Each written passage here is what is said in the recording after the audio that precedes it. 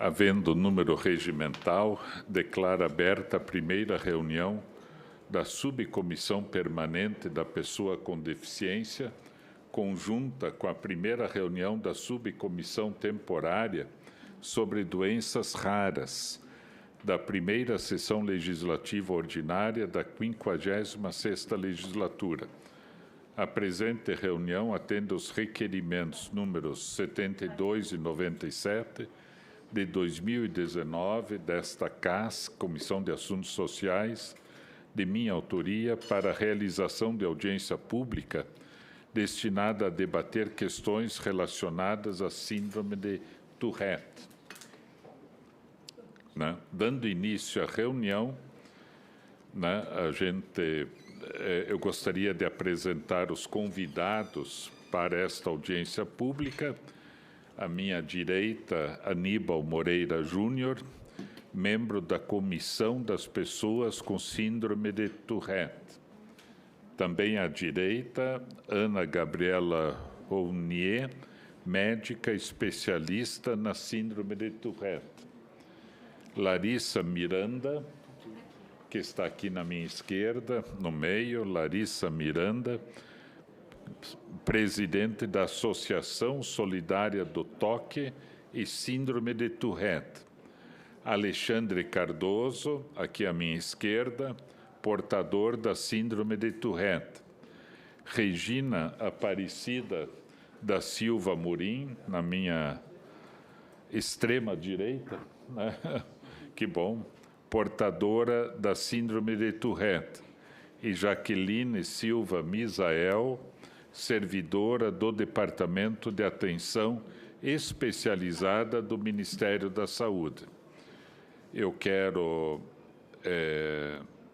dizer a vocês, que estão participando dessa mesa, que sejam bem-vindos, bem-vindas, que essa audiência sirva como uma iniciativa importante para debater encaminhamentos, atendimento, diagnósticos, a celebração, inclusive, de um dia especial para a conscientização da Síndrome de Tourette, e que todos os desafios que vocês enfrentam nesta área sejam colocados para que a Comissão de Assuntos Sociais e as subcomissões de doenças raras e pessoas com deficiência possamos agir em função daquilo que for colocado nesta audiência pública. Gostaria de combinar com vocês um tempo para a fala. Se já não tiver sido combinado, uns 10 minutos, está bom? A gente dá uma prorrogação, caso seja necessário, em torno disso, estaria bem? Uhum. Tranquilo? Eu preciso de um pouco mais, que eu vou falar da parte médica. Isso. Das medicações. Então, na parte médica, até a gente pode destinar um tempo um pouco maior. Podemos seguir a mesma ordem que eu mencionei agora há pouco? Pode. Posso? Tudo bem? Então, tá bom. Então, eu quero, além disso, dizer que essa audiência pública contará com serviços de interatividade com o cidadão. Alô Senado, através do telefone 0800 61 22 11 e Cidadania, por meio do portal www.senado.leg.br/cidadania, tudo junto, que transmitirá ao vivo a presente reunião e possibilitará o recebimento de perguntas e comentários aos expositores via internet. Inclusive, estimulamos bastante para que as pessoas façam comentários, façam perguntas, que serão endereçados, todos eles, perguntas e comentários para os expositores. Muito bem. Então, em primeiro lugar, eu passo a palavra ao Aníbal Moreira Júnior, membro da Comissão das Pessoas com Síndrome de Tourette.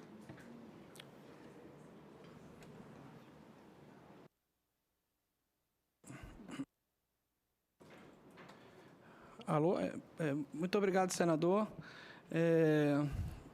Nós, no início do ano, nós criamos uma comissão representativa dos portadores da síndrome de Tourette para poder tentar atingir alguns objetivos de melhoria na qualidade de vida dessas pessoas. Então, eu tenho que deixar alguns agradecimentos, porque são muitos, e eu não posso deixar de fazê-lo, né? Eu queria agradecer especialmente ao senador Flávio Arnes e à magnífica equipe que nos atendeu, senador. Desde o primeiro momento, foi um parlamentar que abriu as portas para essa discussão desse tema tão importante e tão negligenciado. Então, senador, na sua pessoa, eu agradeço a toda a sua equipe pelo apoio que tem nos dado, o Ivanilde, o Aires e toda a sua equipe, o Flávio, sem querer esquecer de ninguém, mas todos eles. E também gostaria de cumprimentar na sua pessoa os demais senadores que são membros da casa e estão envolvidos nessa discussão desses problemas sociais que tanto afetam a nossa sociedade. Também eu preciso agradecer ao reitor da Universidade Federal de Lavras, que é o professor José Roberto Soares Escofro, que teve importante participação na minha presença aqui. Além dele, a doutora Josiana Muniz de Paiva, que também é da reitoria da Universidade Federal de Lavras, que está sempre comigo, sempre me dando apoio, não só aqui no nível nacional, mas também no nível local, e sempre me acompanhando nessa tarefa de divulgar a síndrome de Tourette e buscar a melhoria da qualidade de vida dos portadores. Além também do Dr. Thales Augusto Bassante, que é chefe do Departamento de Ciências da Saúde na UFLA, e vocês vão entender que nós estamos com alguns projetos na área de síndrome de Tourette muito importantes na UFLA, graças ao apoio dessas 3 pessoas. Também gostaria de agradecer aos demais presentes e palestrantes que estão aqui na nossa mesa e presentes na nossa comissão, porque vocês é que viabilizaram todo esse trabalho. Eu, sozinho, não teria conseguido mobilizar o Brasil inteiro como o nosso grupo, na forma da comissão representativa, conseguiu mobilizar. Muito obrigado, senador. Sem o senhor, nada disso estaria acontecendo. Essa são os membros da nossa comissão representativa. Essa comissão ela está sempre crescendo, está sempre entrando gente nova. Aí nós temos algumas pessoas que são portadores da síndrome, outras pessoas que são advogados, outros que são pais e advogados, né? E temos também o apoio da doutora Ana Rune, que vem ao meu lado aqui, que tem dado todo o apoio técnico para essa comissão também, e a Associação Solidária Toque ST, representada aqui pela Larissa Miranda, que também tem nos orientado muito, inclusive produzindo muito conteúdo para escolas e para terapia das pessoas que têm Tourette. O que nós buscamos, senador? Nós buscamos melhorar a vida das pessoas portadoras de síndrome de Tourette, que é uma causa justa e humana. Nós precisamos que essa síndrome seja mais divulgada e conhecida no Brasil, porque os nossos portadores têm uma prevalência bastante significativa. Existem várias estimativas que variam de 1% a 2,9% da população, e são pessoas que estão sendo vítimas de bullying, vítimas de maltratos, vítimas da ignorância sobre o tema, a síndrome de Tourette. Qual a dificuldade que essas pessoas vivem? Eu costumo dizer que, se a vida é um oceano que a gente tem que atravessar,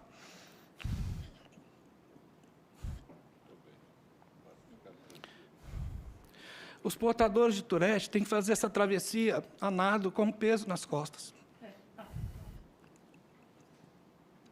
É muito mais difícil para eles. Nós também buscamos, senador, o reconhecimento dos direitos que os portadores de síndrome de Tourette têm e são negligenciados pelo Estado e pela sociedade também, o direito, o respeito. Num país onde se prega o Estado liberal, o que importa, na verdade, são as pessoas, não são as empresas, os bancos, não são os laboratórios, não são... essas entidades elas têm condição de se sustentar e criar a sua própria riqueza, mas as pessoas não têm essa possibilidade. Tem muita dificuldade para conseguir as coisas no Brasil, e abandonados ainda é muito pior. Essa definição eu vou deixar para a doutora Ana Rune fazer. Esse vídeo também não vou passar, porque a doutora Runi tem outros casos para apresentar.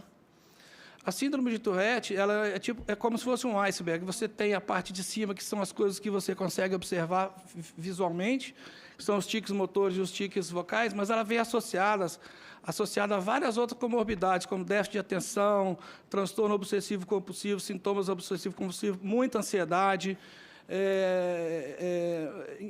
depressão, fobia social, tudo isso vem associado ao paciente. Normalmente, as pessoas não sabem o que acontece dentro da família que tem um portador de síndrome de Tourette, porque a família é o alicerce para essas pessoas, e sem eles realmente não seria possível. Sem a família dando suporte, não seria possível suportar essa dificuldade toda. E nós vemos que existem portadores que são completamente negligenciados, inclusive na própria família.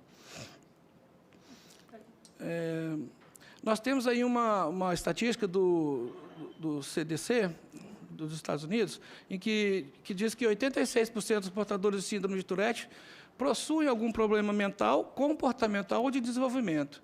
63% possuem transtorno de déficit de atenção. 49% dos portadores, ansiedade. E 1/3 dos portadores possuem transtorno obsessivo-compulsivo. Nosso trabalho da comissão é atuar na área legislativa, na área médica, educacional, na área de conscientização, na área de assistência social e junto ao Poder Executivo, que é muito difícil chegar no Poder Executivo. Se a gente não tiver um apoio parlamentar, é muito difícil conseguir algum avanço nessa área.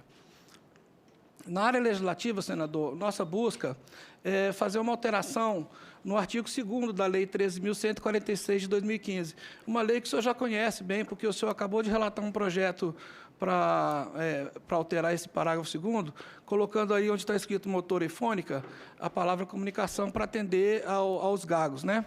E por que nós estamos fazendo isso? A tabela de classificação internacional de funcionalidades e incapacidades, que é da OMS, ela já inclui todos os sintomas de síndrome de Tourette que nós temos aqui, todos os tiques vocálicos, os tiques motores, a ecolalia, a coprolalia, está tudo definido nessa tabela. E nesses itens, no capítulo 7 dessa tabela, nós temos todas as definições da síndrome de Tourette, que na tabela da Organização Mundial de Saúde, que enquadra as deficiências físicas. Então, a síndrome de Tourette, por estar nessa tabela reconhecida mundialmente, ela ainda está fora da proteção da nossa legislação.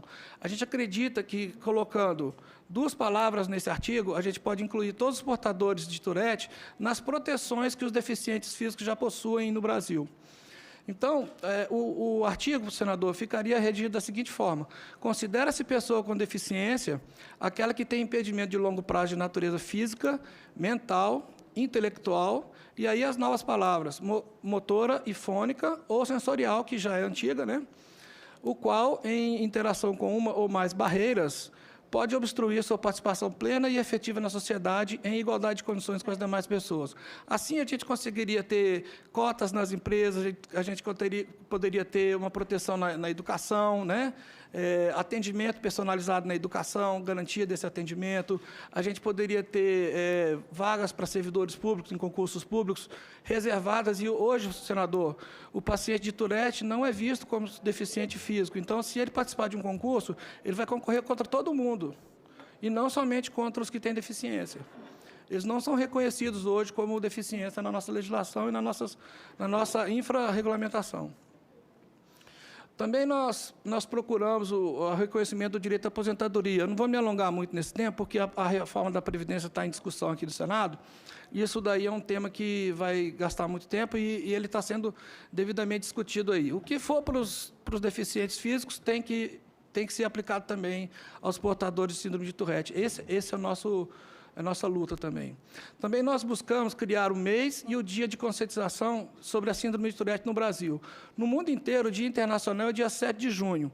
E do dia 15 de maio ao dia 15 de junho é o mês internacional de conscientização da síndrome de Tourette. Nós queremos, senador, com seu apoio, apresentar um projeto de lei para poder fazer essa criação desse mesmo dia de consciência da síndrome de Tourette no Brasil. Por que isso? Porque isso traria daria a possibilidade da gente começar a criar políticas públicas a nível nacional para os portadores de síndrome de Tourette, ou seja, um atendimento especificado. E também ajudaria muito na divulgação dessa síndrome, né? Assim como a síndrome de Down, o autismo, ganhar uma relevância muito mais importante na nossa sociedade, muito mais reconhecimento, muito mais paciência, a síndrome de Tourette também precisa de receber esse tratamento. E com esse dia e o mês da consciência, a gente vai conseguir isso.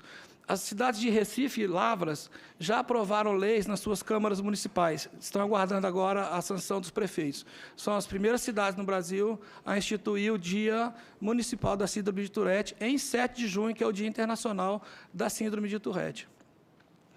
Também nós buscamos, senador, reconhecer a síndrome de Tourette como doença rara. Por que eu digo que é doença rara? Porque ninguém pode provar o contrário. Nós não temos estudos, não temos estatísticas, não temos estudos epidemiológicos, não temos notificações de casos pelo Ministério da Saúde ou ao Ministério da Saúde, não temos nenhuma informação sobre os possíveis e os confirmados casos de síndrome de Tourette a nível nacional. Então, ninguém pode dizer para nós que nós temos 1%, 2%, ou se nós temos 65 portadores por 100 mil habitantes, que é o limite para doenças raras. Então, nós gostaríamos, senador, de trabalhar para reconhecer a síndrome de Tourette como doença rara. E aí sim fazer os estudos que nós precisamos. Também, senador, muito sério isso daí, garantia do fornecimento permanente de medicamentos pelo Ministério da Saúde. Nós não temos muitos medicamentos e, no caso da síndrome de Tourette, às vezes o medicamento serve para uma pessoa, mas não serve para outra. Acabou já?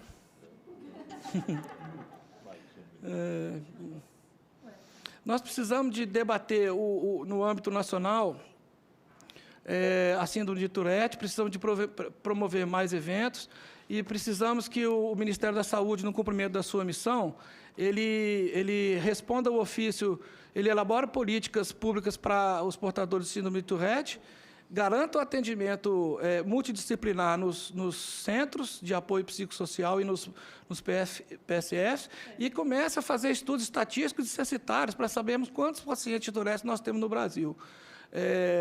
Também, isso eu não vou ter que pular, porque isso aí é uma mensagem sobre o ORAP. Nós temos o problema do ORAP, que é o melhor remédio para controle dos tiques, e que foi descontinuado pelo laboratório Janssen, não está sendo mais produzido no Brasil, não temos nenhum outro laboratório produzindo aqui, e o motivo foi um motivo comercial, foi um motivo de volume de vendas. Então, nós não aceitamos isso. A Anvisa não podia ter autorizado o encerramento dessa produção, e a gente pede, senador, que isso seja revisto, que talvez seja revogada a autorização para cancelamento da produção, mas nós precisamos sentar à mesa com o laboratório Janssen para poder voltar à produção do ORAP em escala comercial e, se possível, incluir ele nos remédios que são fornecidos pelo SUS. Nós precisamos de entrar na pesquisa científica também.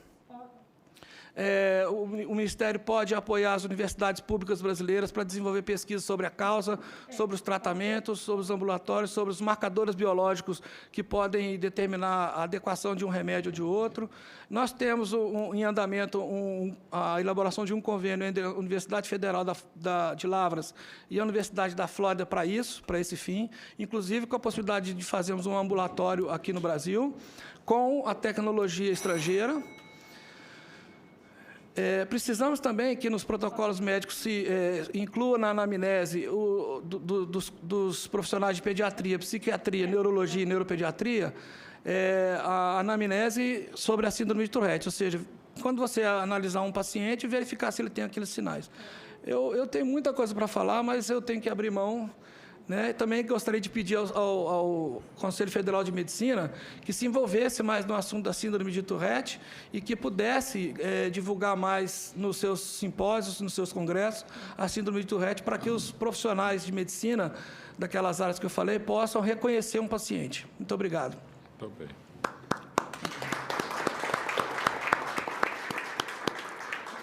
Agradeço ao Aníbal Moreira Júnior. E esta apresentação já está disponível também para todos do Brasil, para nós também.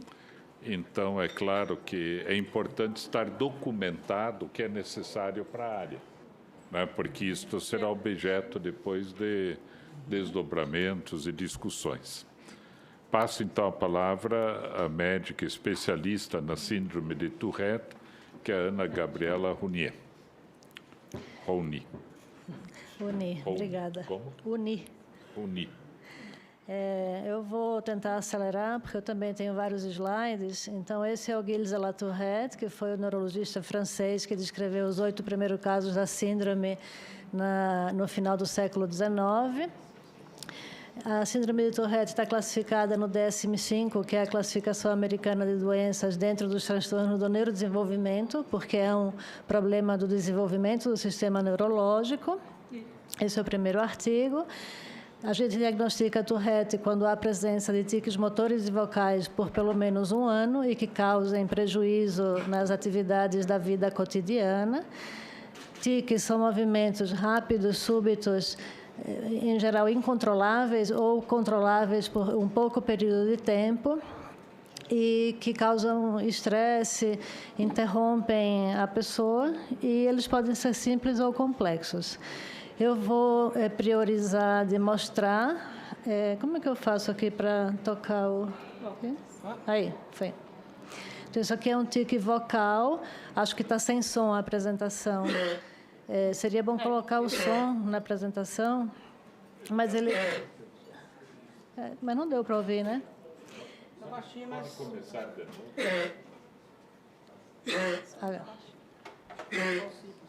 Então, isso é um tique vocal, é um tique simples, porque ele parece tosse, mas isso pode ser fungar, pigarrear. E a gente tem os tiques complexos.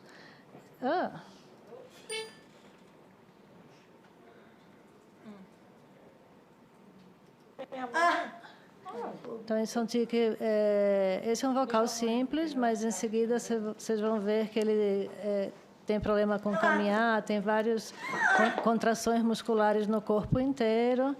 Esses casos que eu estou mostrando são pacientes do meu consultório que me deram autorização para poder mostrar aqui para vocês. E pode ser bastante grave ao ponto de atrapalhar até o caminhar, né, de um paciente. E tem pacientes que ficam totalmente incapacitados. E quando eles são extremamente graves e não respondem a nenhuma das terapêuticas disponíveis, a gente chama esses casos de refratários. Aqui a gente tem um tique vocal complexo. Boba Jane Caroline, chegou 1 milhão. Então, isso são todas palavras, frases que ele fala de maneira involuntária. Sem entender. Sem entender. Alguma coisa.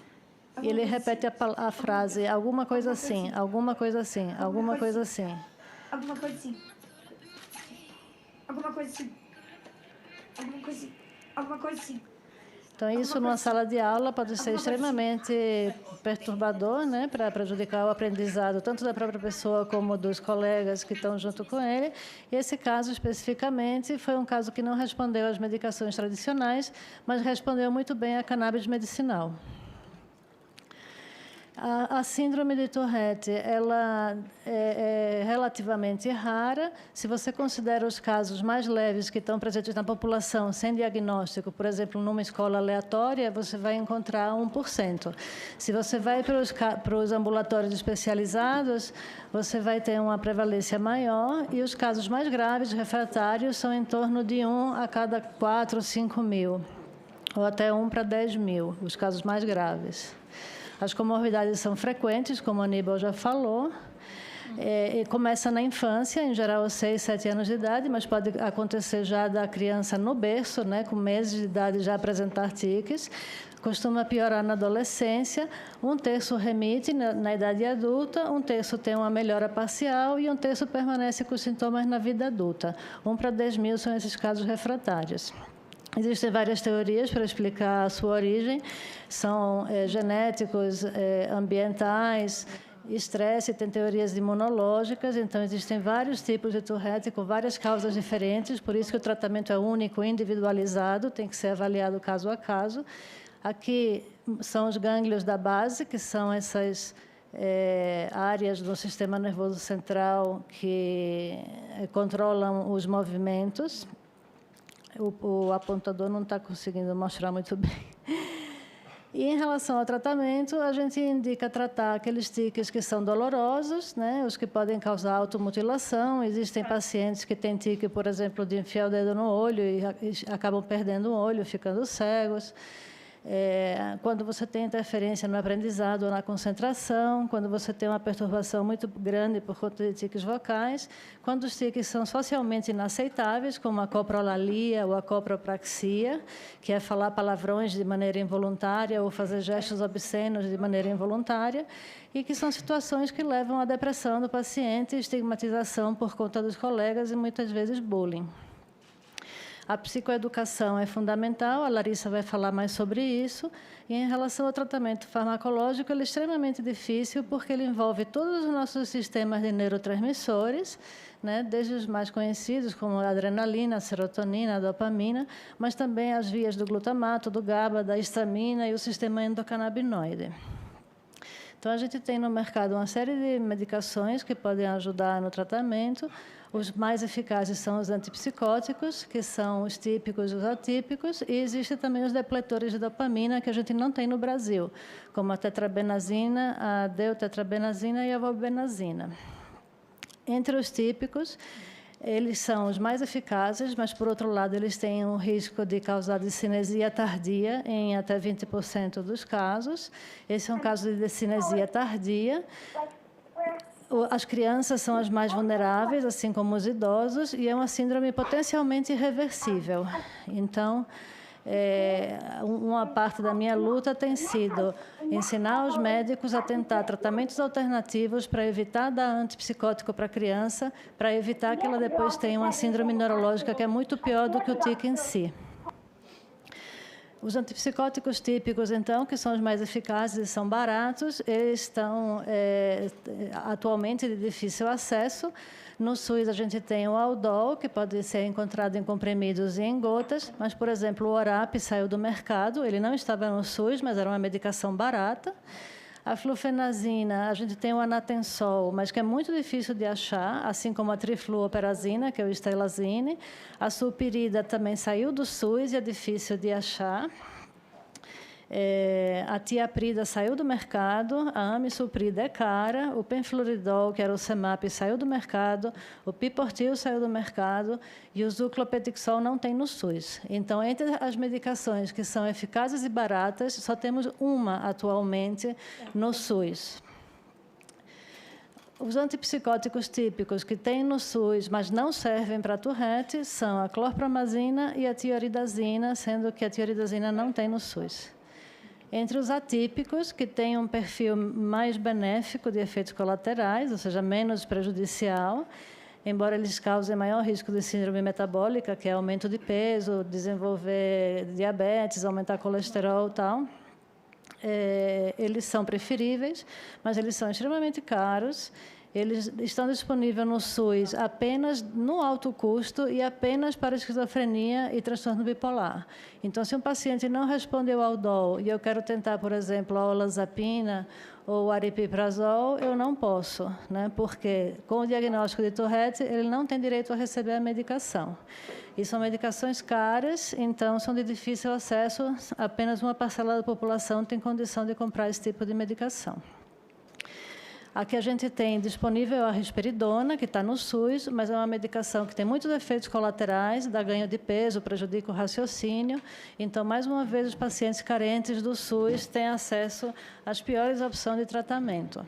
O aripiprazol, que é uma medicação muito eficaz e que tem um bom perfil, ela não está disponível no SUS, ela já esteve no alto custo em São Paulo, mas agora ela também já saiu do alto custo. Tem outras medicações que mexem com outras vias de neurotransmissores, como o topiramato, mas o topiramato ele só se encontra no alto custo e só para epilepsia. E a gabapentina também só para epilepsia ou dor crônica e só no alto custo. Das que mexem com o sistema da noradrenalina, a gente tem a clonidina, que tem no SUS, mas se o paciente não tolera a clonidina por muita sonolência, a guanfacina, que seria uma boa opção, não está disponível no Brasil. A empresa Shire, que agora é a Takeda, que a Takeda comprou a Shire, eles estão tentando há vários anos trazer a guanfacina, mas a Anvisa não tem liberado porque eles querem colocar a receita amarela, que é a mesma que se usa para a Ritalina, que são os estimulantes, mas a guanfacina, por ser um antihipertensivo, da mesma maneira que o atenolol, não deveria precisar de receita, né? O atenolol, o propranolol são de venda livre. Então, a guanfacina não deveria ser também regulada, porque ela não é um estimulante. Então, eles ficam nessa disputa de que tipo de receita vai ser usada e estamos já há 5 ou 6 anos nessa luta sem conseguir que a guanfacina chegue ao Brasil. A gente tem as medicações que atuam no sistema endocannabinoide, que são relegadas atualmente para os casos refratários, que são a cannabis medicinal. No Brasil, a gente tem o Mevatil, que está disponível nas farmácias, que é uma combinação de THC e CBD. A gente tem o canabidiol puro ou com pequenas doses de THC, que são os produtos importados, e temos os óleos artesanais da Abraça Esperança, que tem uma autorização judicial para cultivo, extração e comercialização. Esses produtos eles têm sido extremamente eficazes naqueles casos refratários e com muito menos efeitos colaterais do que todas as medicações que a gente tem em conjunto. A toxina botulínica é indicada também para tiques únicos e graves. O problema é que também é uma terapia muito cara, que dura pouco tempo, e é necessário um especialista que entenda muito bem de neuroanatomia para poder fazer as aplicações com segurança. Então, para resumir, a gente tem diversos problemas em relação ao tratamento da síndrome de Tourette. Então, um deles é que a Anvisa dificulta a liberação de determinadas medicações. O outro é o alto custo dos remédios, prejudicando a população carente. O tabelamento de preços, que faz com que a indústria não possa baixar o preço para facilitar a concorrência, e aí eles acabam saindo do mercado. As licitações das instituições que privilegiam o baixo custo em vez da qualidade das medicações. Então, temos muitas vezes medicações genéricas que são compradas pelo SUS, mas por serem de um laboratório de péssima qualidade, elas não funcionam, e aí você acaba ou desistindo da medicação ou tendo que usar doses muito altas. Há uma falha no sistema de controle dos genéricos. Os genéricos eles podem, dentro da lei, ter 20% de diferença em relação ao original. Isso leva a uma diferença significativa dos níveis plasmáticos da medicação. Então, a gente tem também dificuldade porque precisamos de doses maiores quando você tem uma diminuição na dose em comparação com o produto de referência. Os médicos têm falta de liberdade na prescrição de medicação, porque a gente tem que prescrever de acordo com o que está sendo liberado pelo governo. Então, eu não tenho liberdade de prescrever olanzapina para um paciente com Tourette, porque ele só é fornecido para um paciente bipolar ou com esquizofrenia. E as medicações de alto custo, elas têm regulações estaduais, então você vai ter uma política em cada estado, e aí você não tem uma padronização do tratamento para Tourette ao longo do Brasil. Cada estado vai funcionar de uma maneira. Isso aqui é um fluxograma mostrando como é que se faz o tratamento na Europa e nos Estados Unidos. Não vou entrar em detalhes nisso aqui. A estimulação cerebral profunda é uma cirurgia que é feita para casos refratários.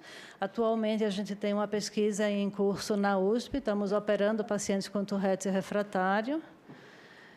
É implantado um eletrodo no cérebro e esse marca-passo que fica abaixo do tórax, ele emite ondas e regulam os movimentos. As psicoterapias eu vou deixar para a Larissa falar com mais propriedade. E, como mensagem final, queria deixar, então, que nós, médicos, quando fazemos o nosso juramento hipocrático, levamos em conta que o nosso papel é, primeiro, não fazer o mal, né? Sempre buscar o melhor, né, para o paciente. Então, para os casos que são leves, tentar evitar os antipsicóticos. Se a gente vai usar um antipsicótico, usar os atípicos e nas menores doses possíveis, e estabelecer sempre uma lista de prioridades em relação ao que deve ser tratado.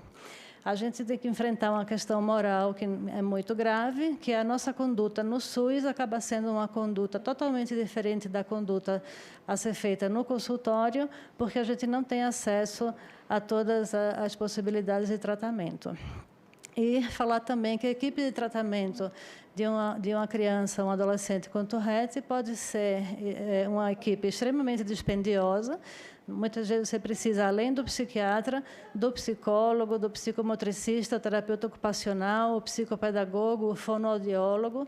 E no SUS a gente não tem como fornecer isso, não existem essas equipes formadas e é extremamente difícil, então, oferecer o tratamento integral para a população carente. Então, para concluir, a síndrome de Tourette é uma doença neuropsiquiátrica extremamente complexa, com sintomas motores e comportamentais, de etiologia ainda desconhecida. A fisiologia envolve vários circuitos de neurotransmissores. O tratamento eficaz depende da correta detecção desses mecanismos que são envolvidos, daí precisamos de pesquisas na área. Há muito desconhecimento e muito preconceito em relação a esses pacientes e eles têm muita dificuldade de acesso a tratamento. Esse é o meu livro, que eu deixo aí para vocês lembrarem a lembrança do livro. A associação, que a Larissa vai falar, queria agradecer a todos e espero que essa iniciativa faça com que a gente consiga estabelecer o Dia Nacional da Síndrome de Tourette e que inaugure uma nova era no estudo dessa síndrome e na facilitação de tratamento desses pacientes no Brasil. Muito obrigada.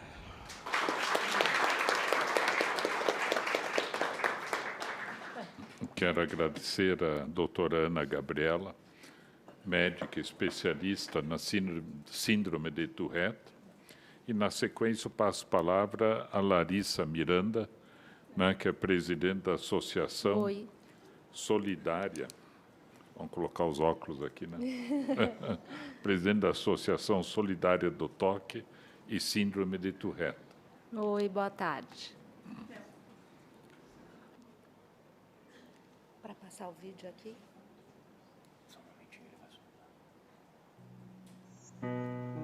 In every school in America, there's probably at least one kid who has Tourette's syndrome. This is a program about what Tourette's is and what it's like to have it.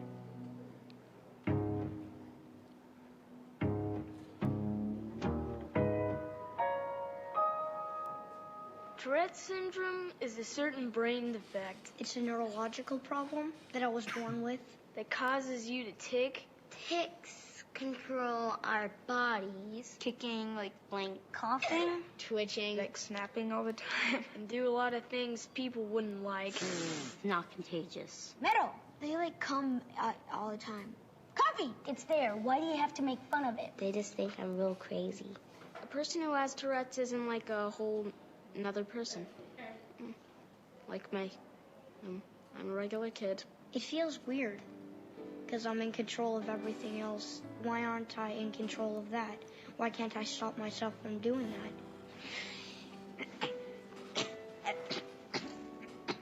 Well, there it is. Try to hold back too much. You can't think of anything except holding them back, and you can't think of anything except doing them. I do that. Like I didn't mean to. I just feel kind of funny inside. I say why can't I stop doing this? Why can't I stop doing this? If my hand twitch was really bad, I just hold it down on a table and just take deep breaths or something and just try to make them stop. Tics it's like an itch. You have to scratch it. You just do it. It's controlling you, and you feel like you have to do it or else something's gonna happen. When I'm having a bad day and a lot of tics are coming out, I go really pretty much crazy. Okay, note for you. Before you go into school, you really need to tell people that you have Tourette's, or else it's going to be a big, big hard time for you. They called me a monster. I felt terrible. I felt like I was evil. There's a point in a friendship with someone with Tourette's where they ask, I've always wondered, can you stop it? Can you, like, just stop? I had a tick, like a really loud screeching noise. All the kids would, like, tell me to stop and just keep staring at me. Stop it. And I would say, I can't. Stand up, dust yourself off, and say, you know what, this sucks, but I'm gonna have to deal with it, you know? Kids with Tourette syndrome are just like any other kid, just with a few disabilities. But overall, we're like you.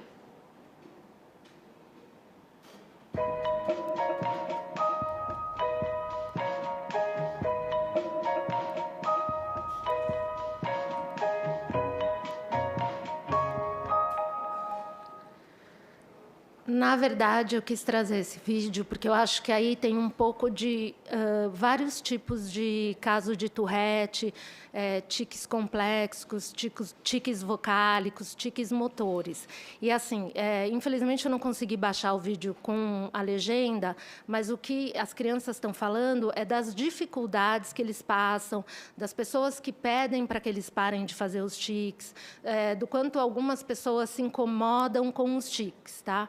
Eu vou passar rápido isso porque a doutora Ana já falou. 1% da população tem Tourette. Então, uma a cada 10 pessoas tem Tourette e existe uma incidência maior em meninos. A Tourette ela piora nos momentos de maior ansiedade e maior estresse.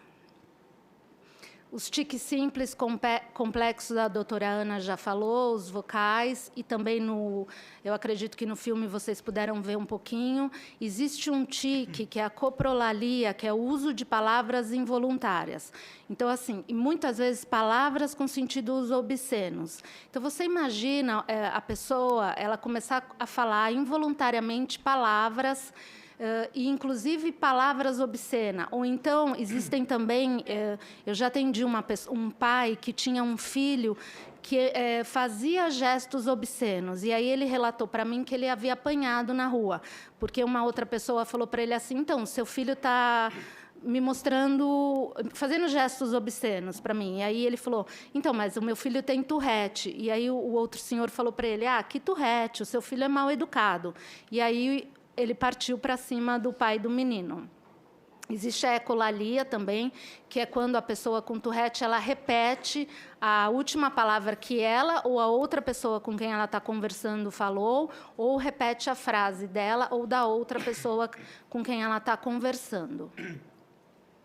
Hoje eu presido a ASTOC, que foi fundada em 96 por 4 mães com filhos com TOC e síndrome de Tourette. O objetivo da ASTOC ela foi fundada para difundir informação. Então, essas mães se deram conta que não tinha informação sobre TOC e Tourette. E aí elas resolveram se unir, fundar a ASTOC, para promover encontros educacionais, para difundir informação, para que as pessoas tivessem acesso ao que é o Tourette, às formas de tratamento de Tourette. Em 2014, tornou-se a ASTOC ST e eu passei a dirigir a ASTOC. Hoje, na ASTOC, nós temos 7 grupos de apoio, tanto para as pessoas com TOC e Tourette, como para os seus familiares.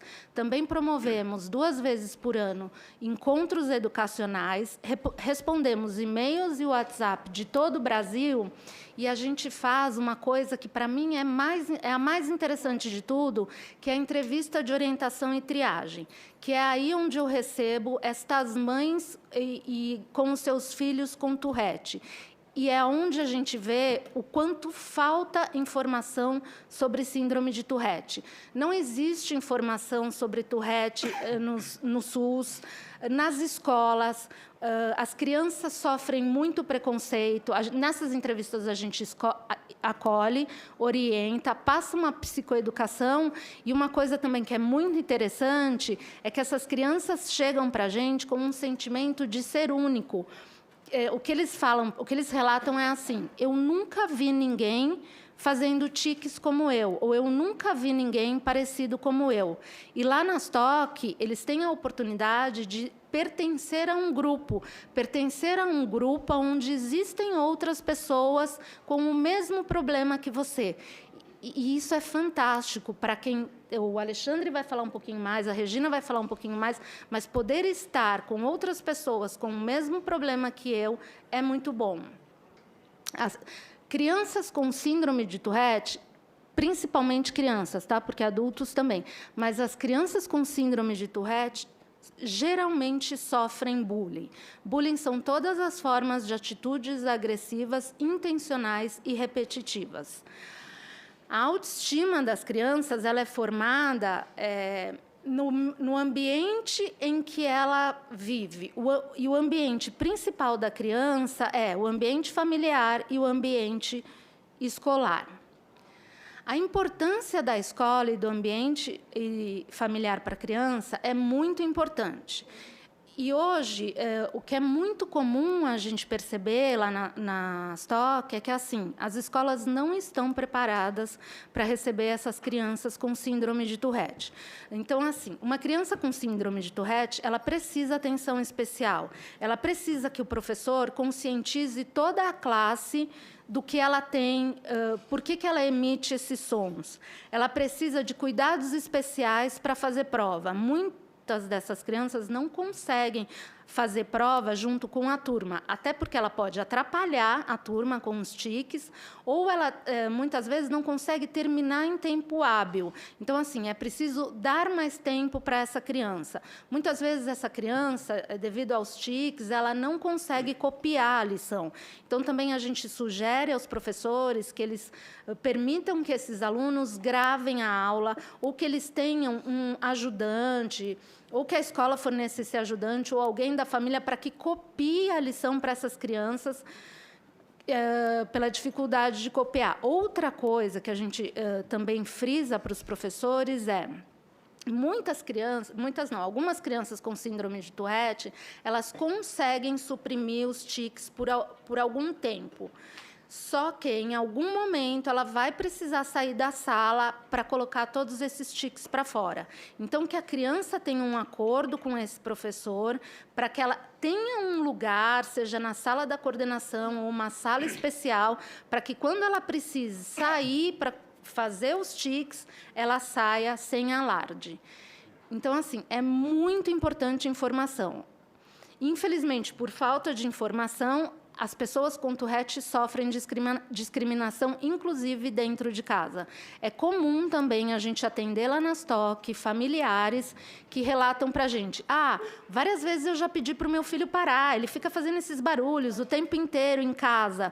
E, assim, cabe a nós, psicólogas, que conhecemos o assunto, orientar: olha, ele não faz os tiques porque ele quer. Os tiques são involuntários. Ele não consegue não fazer. E quanto mais você pedir para ele parar, mais ele vai fazer. Mais ansioso ele vai ficar e mais ele vai fazer os tiques. Em muitos colégios, os professores, eu acredito que a maioria dos colégios, os professores, coordenadores, não conhecem a síndrome de Tourette. Então, assim, eu venho aqui hoje pedir, eu gostaria muito que, assim, de solicitar a emissão de cartilhas informativas com o intuito de esclarecer e informar professores e coordenadores sobre a síndrome de Tourette, sobre como conduzir um aluno com síndrome de Tourette na escola. É muito importante. A gente tem o Alexandre e a Regina aqui que vão falar um pouquinho da experiência deles, e é terrível o quanto estas crianças com Tourette sofrem preconceito na escola. Eu já atendi um menininho que foi convidado a se retirar da escola porque ele fazia tiques. Saúde pública. Outro problema que a gente encontra lá na STOC. Como eu falei, a gente responde e-mail, WhatsApp do Brasil inteiro. E é muito frequente chegarem mães, famílias para a gente dizendo que não encontram profissionais especializados em saúde, especializados em Tourette. É muito difícil mesmo. E eu sempre costumo dizer que, assim, se você quer um tratamento de ponta excelente, você tem que ir para São Paulo. Isso é muito triste, porque poucas cidades têm profissionais da saúde que conhecem a síndrome de Tourette. Então, assim, se a gente pudesse também proporcionar, pelo menos para a rede pública, cartilhas com informativos, explicando o que é a Tourette, por que acontece, formas de tratamento, maior disponibilidade e diversidade de medicação nos postos de saúde, talvez um maior acesso a tratamentos psicológicos. A psicologia ela pode ajudar a gente, quando atende uma criança com síndrome de Tourette, a gente tenta entender quais são os motivos que o deixam ansioso, quando ele tem maior frequência de tiques e menor frequência e por que isso ocorre, e também a gente tenta ensiná-lo a colocar comportamentos concorrentes no lugar do tique. Então, por exemplo, se ele faz um tique de jogar o braço para o lado, algumas pessoas com síndrome de Tourette, eles sentem esquentar, uma quentura antes de emitir o tique. Então, a gente consegue, em alguns momentos, colocar... Então, se você vai esticar o braço e você percebe, você tenta parar no meio e coloca no bolso, ir colocando comportamentos que concorrem ao tique. Outra coisa que também é muito interessante seria um projeto para incluir pessoas com síndrome de Tourette no mercado de trabalho, porque também é muito complicado. Eu tenho uma paciente que tem Tourette, ela trabalha numa empresa grande, ela hoje está num cargo bom e ela tem diversos apelidos por emitir os tiques, tanto vocálicos quanto motores. Solicitamos também uma data ou uma semana de conscientização da síndrome de Tourette para que a gente consiga divulgar informação, para que as pessoas da área de saúde, eu vou bater muito nisso, da área da saúde e as escolas tenham informação sobre a síndrome de Tourette. Acontece de crianças não quererem frequentar a escola por estar sofrendo bullying por ter tique, e isso é muito triste. Nós, da ASTOC, como eu falei, as crianças chegam lá para a gente, na primeira entrevista de orientação e triagem, são só as psicólogas. E é muito comum as crianças chegarem com os pais e se frustrarem, porque elas acham que lá elas vão encontrar um monte de outras crianças com Tourette. E a gente fala, não, elas não estão aqui. Tem um dia específico onde você vai ter essas dinâmicas para encontrar outras crianças. A gente já está no 3º encontro de vivências e confraternização de jovens com tiques e síndrome de Tourette, e, desde então, tem sido um sucesso. E, todo mês, nós também temos grupos de apoio para pessoas com Tourette. Segue o link o site da ASTOC. No ícone de Tourette, a gente tem... rolando até lá embaixo, tem o guia do professor, com todas as informações como proceder com um aluno com síndrome de Tourette. Tem o meu e-mail também, para se alguém quiser escrever para mim. Obrigada.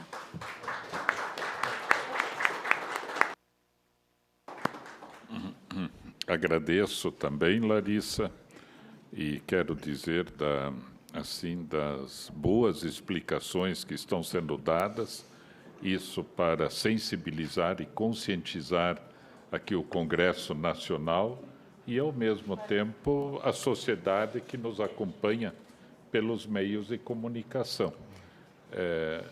Vamos dizer, é impressionante mesmo, né? Quem não está assim no dia a dia, no cotidiano, se impressiona muito, né, com a descrição que está sendo feita, né?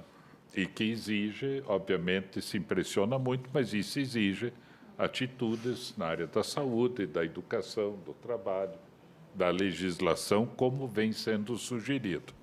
Eu, antes de passar a palavra ao Alexandre, só quero dizer que a Yasmin da Silva, de Pernambuco, já mandou também uma mensagem: qual é o plano para facilitar o convívio social da pessoa que possui a síndrome de Tourette, que é o que está sendo falado, né? Há meios de prevenção e o impacto econômico, que também em si foi abordado.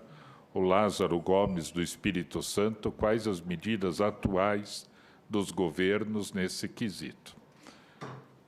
A gente estimula que mais pessoas também possam mandar as observações.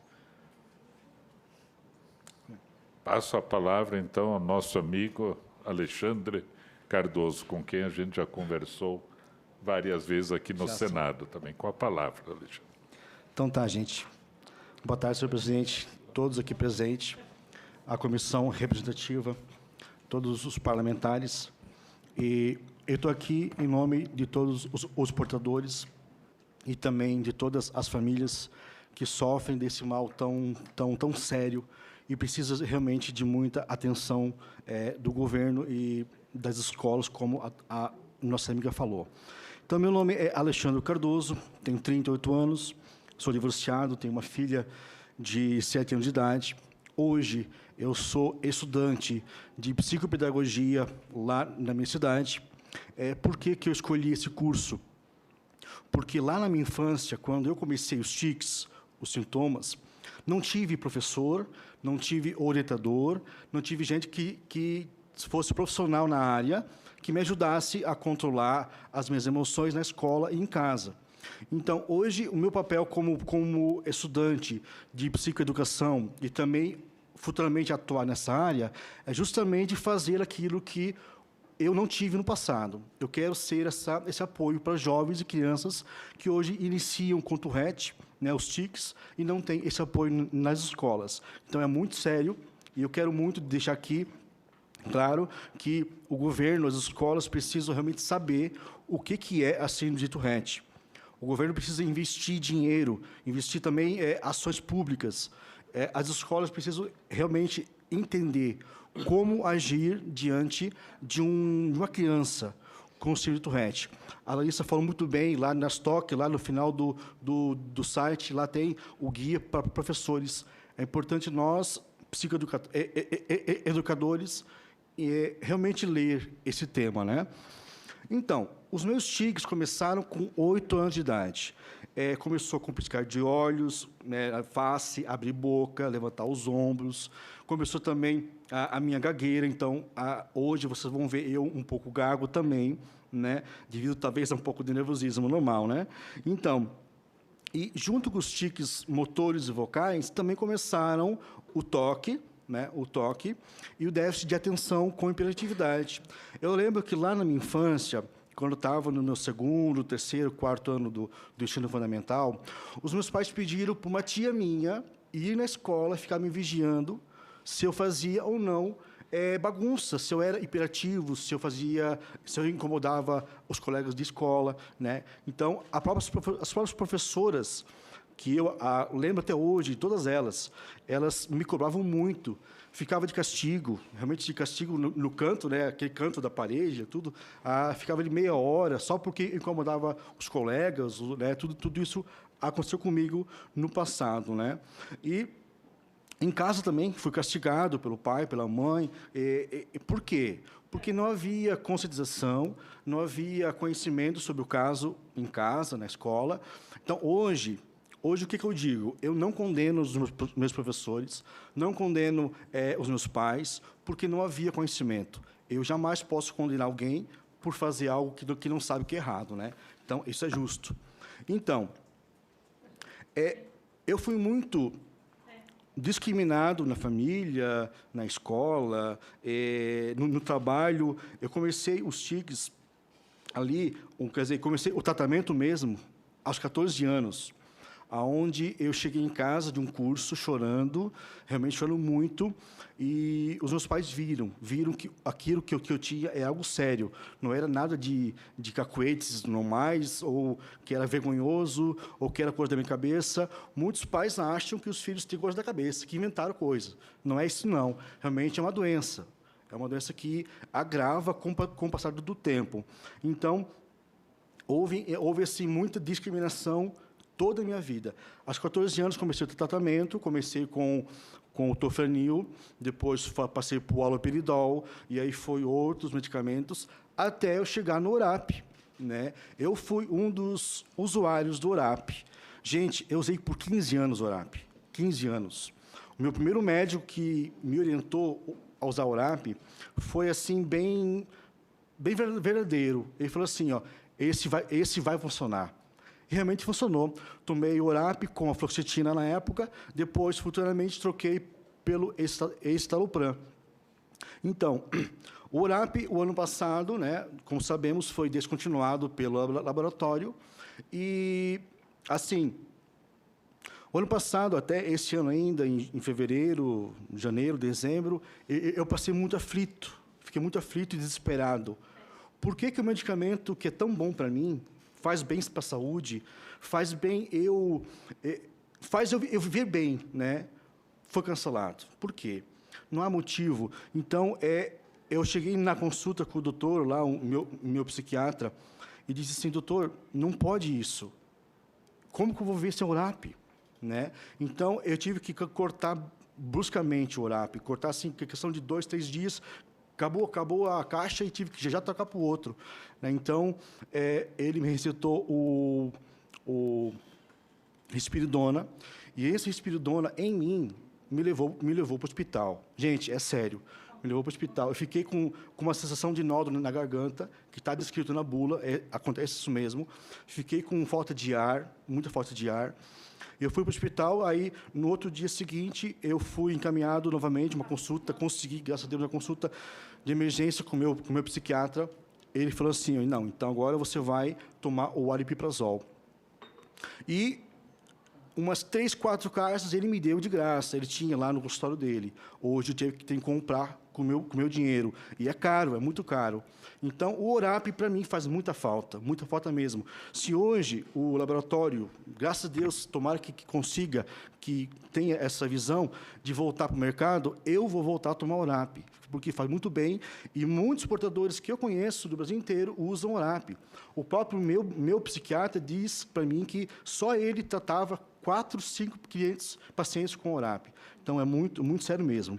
Aí eu pergunto assim, quantos pais hoje agem de a mesma maneira que meus pais agiam, de cobrar o filho pelos tiques que estão fazendo, que não é culpa do filho, não é culpa é culpa da doença. Então, é muito importante essa conscientização. Nós estamos aí brigando pelo o Dia Nacional, né, dia 7 de junho. Então, é importantíssimo, porque esse dia vai ser de referência nacional, como é referência mundial também. Lá em Santa Catarina, eu já conversei com o deputado estadual lá, na LESC, e já está sendo providenciado o dia também e o mês em Santa Catarina. Na minha cidade, em Joinville, eu também fui na Câmara de Vereadores, já está sendo criado também o projeto e já está em tramitação. Então, é importante que esse dia seja realmente aprovado. Realmente é muito importante, gente. Outra coisa, quantos professores castigam os seus alunos por simples fato do aluno fazer barulho na sala? É um barulho vocal, é involuntário, não é culpa do aluno. Aquilo que a Elissa falou, é preciso que o professor saiba o que o aluno tem e encaminhe ele para uma sala especial, às vezes um atendimento especial com um psicopedagogo, e aí vai, um atendimento realmente de qualidade para aquele paciente, para aquela criança. É importante, eu não tive isso, e agora, daqui para frente, eu vou começar a fazer isso com o psicopedagogo. Então, na minha cidade, hoje, eu já criei um grupo no WhatsApp de portadores do Estado. Então, eu estou, assim, movimentando os portadores do meu Estado para a gente estar trabalhando nisso também nas escolas.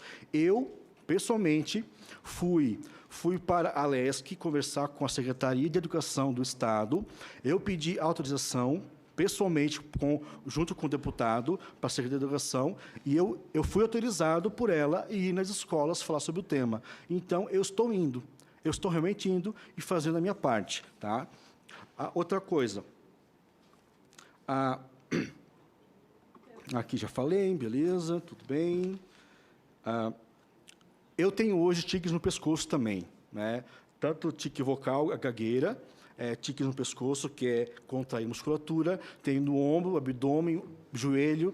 Já fiz tratamento para o joelho por causa das dores, já fiz tratamento para o ombro por causa das dores. Hoje eu estou com 2 hérnias de disco na minha cervical, que as dores são diárias, não para a dor. Então, eu estou aí em processo de ficar pelo INSS, fora do trabalho, né, normal, por causa das dores. E o que acontece? Os tiques faz doer o pescoço, uma dor crônica, realmente crônica. A dor e a ansiedade faz aumentar os tiques. Então, é um ciclo de dor que não para. Realmente não para. E agora estou assim, semana que vem vou para o neurologista para ver o que pode fazer em cima dessa dor.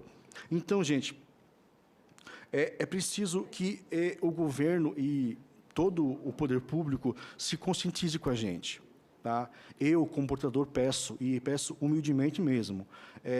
Eu me sinto, às vezes, excluído um pouco da sociedade, porque, às vezes, lá na minha cidade, eu não consigo participar, talvez, de um cinema ou ir numa escola. Na minha escola mesmo, quando eu faço prova escrita, né, discursiva ali, né? Eu tenho letra, aquela dificuldade de escrever, a disgrafia também tenho, né? Um pouco de dificuldade. Então, às vezes, eu posso ser prejudicado na escola por causa disso. Mas tem crianças também nas escolas públicas que também têm o mesmo problema, que não têm esse auxílio dos professores, né? Então, já falei sobre essa questão, e agora eu vou resumir, terminar aqui a minha fala dizendo o seguinte: nós estamos aqui como portadores, né? Portadores, profissionais de saúde, psicólogas. Então, nós precisamos nos unir. Governo federal, municipal, estadual, associações. Eu, como portador, também estou junto com isso, porque existem famílias de renda baixa. Existe família com dificuldade de até mesmo conseguir a própria alimentação diária e que tem portadores nessa família. Eu conheço um jovem daqui de Brasília que, desde os 12 anos de idade, 12 anos, não frequenta a escola, porque lá, com 12 anos, esse foi o bullying. Só um bullying.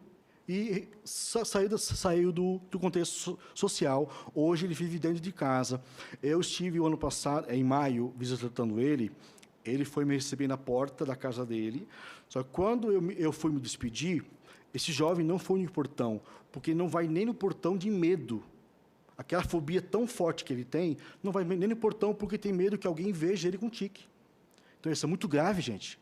É muito grave mesmo. Não podemos aceitar que uma sociedade tenha esse poder de oprimir as pessoas. Temos que ter realmente liberdade de nós, portadores, sermos dignos. Dignidade de viver na escola, dignidade de participar de um concurso, dignidade de fazer uma faculdade, de pegar um emprego, né? Tem portadores no Brasil que não conseguem emprego. Eu, graças a Deus, trabalho há 20 anos numa empresa pública, particular, na verdade, né? Privada. Então, eu já sou profissional na área de mecânica, ferramentaria, usinagem, né? Então, eu sou referência nessa empresa, naquilo que eu faço. Só que eu, infelizmente, preciso me afastar, porque as dores tiram minha atenção, as dores e os tiques tiram a minha qualidade de fazer o serviço bem feito, e realmente preciso de auxílio do governo, tanto que o INSS não deferiu os meus pedidos do encosto, a gente fala assim, né, de afastamento, e eu entrei com 2 processos em cima do INSS, porque eu preciso ficar fora, né? Então, nós precisamos ter essa ajuda do governo, né? Então, para terminar, né, eu gostaria de agradecer ao senador, a todos na mesa, agradecer também ao senador Romário e a Mara Gabrieli pela oportunidade, a todos que estão aqui presentes, né, que tiraram seu tempo para nos escutar, né? E eu gostaria de lançar aqui somente uma pergunta: quantas pessoas com as mesmas características minhas, daqui da nossa amiga Regina, hoje não podem ir nem na padaria comprar pão, porque se sentem excluídas da sociedade? Eu falo em nome delas. Eu e a Regina, todos que estamos aqui, falamos em nome dessas pessoas. Então, eu preciso estar aqui como voz dessas pessoas. E, então, peço a Deus que realmente nos ilumine. Deus está aí iluminando todo mundo. Obrigado e tudo bom.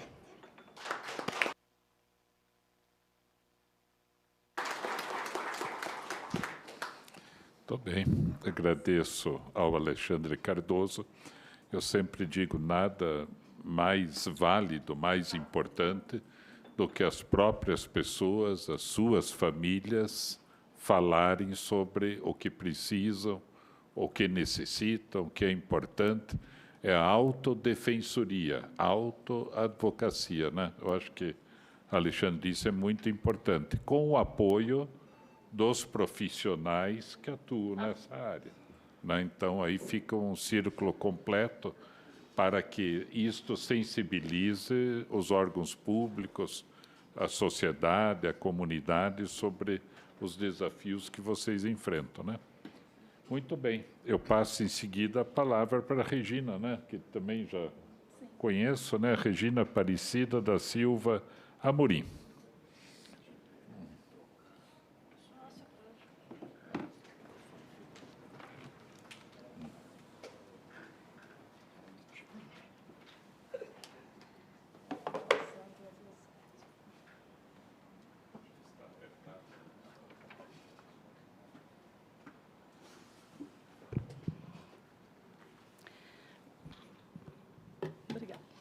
Boa tarde, senhor presidente. Boa tarde a todos os portadores de Tourette que estão aqui presentes, aos familiares e amigos. Meu nome é Regina Aparecida da Silva Amorim, sou natural do Espírito Santo, tenho 48 anos, mas tem 44 anos que eu já resido em Brasília. Eu quero começar diferente. Eu quero relatar 3 situações que aconteceram na minha vida. Situações que me deixou assim, muito humilhada. Na época, eu tinha um namorado que morava em Salvador e eu estava indo passar umas férias de carnaval, em 2008. A minha viagem foi super tranquila para Salvador, mas, na volta, eu tive muito tique, muita colalia, coprolalia, porque tem uns 3, né? E gritava muito no aeroporto. Aí, nisso, eu cheguei a entrar até no avião e o piloto achou estranho, né? E pediu que a aeromoça fosse falar comigo para saber o que estava acontecendo. E eu falei que eu tinha uma síndrome, que eu era portadora da síndrome de Tourette, e estava tendo uma crise de ansiedade, não sabia porque aquelas palavras estavam vindo na minha boca. Eu gritava, socorro, o avião vai cair. Aí, imagina, você dentro do avião, em si, já fica nervoso, né? E uma pessoa desse jeito, gritando que o avião vai cair, aí todo mundo, gente, essa mulher ela está com problema, eu estou com medo, eu não quero mais embarcar nesse avião. Aí me tiraram da poltrona, me levaram para a cabine do piloto, e o piloto conversou comigo. Ele foi muito educado, perguntou o que eu tinha, por que era aquela síndrome, o que era. Eu fui explicar direitinho o que era, o que estava acontecendo, e ele falou que eu não ia embarcar naquele voo porque ia ter conexão. E eles iam me colocar no próximo voo, que ia vir direto para Brasília. Aí, quando eu saí da cabine, tinha uma médica dentro do avião. Ela pediu que ela me acompanhasse, que ela trocava de lugar comigo. O pai dela vinha no meu lugar e ia para o lugar dela. E eles não deixaram. Aí mentiram, dizendo que eu ia embarcar no próximo voo. E me levaram para uma sala e me deixaram 3 horas nessa sala. Aí, nisso, ligaram para o meu namorado. Aí ele foi me buscar e chegou lá. Ele percebeu que eu estava muito humilhada, de cabeça baixa, em cima da mala, né, chorando muito. Até me emociono. E eles falaram que eu não ia poder embarcar. Aí me tiraram de lá e mandaram embora. Estou muito nervosa. Aí, nisso, eu voltei para a casa dele e tentei várias viagens de volta, de madrugada, 1 da manhã, 2 da manhã, 3 da manhã e nada. E isso foi na Gol, na Webjet e na TAM. E nenhuma dessas empresas aéreas me aceitaram. Aí voltei procurei um médico, um especialista, um neurologista. Aí ele me fez uma consulta. Na época, foi muito cara essa consulta.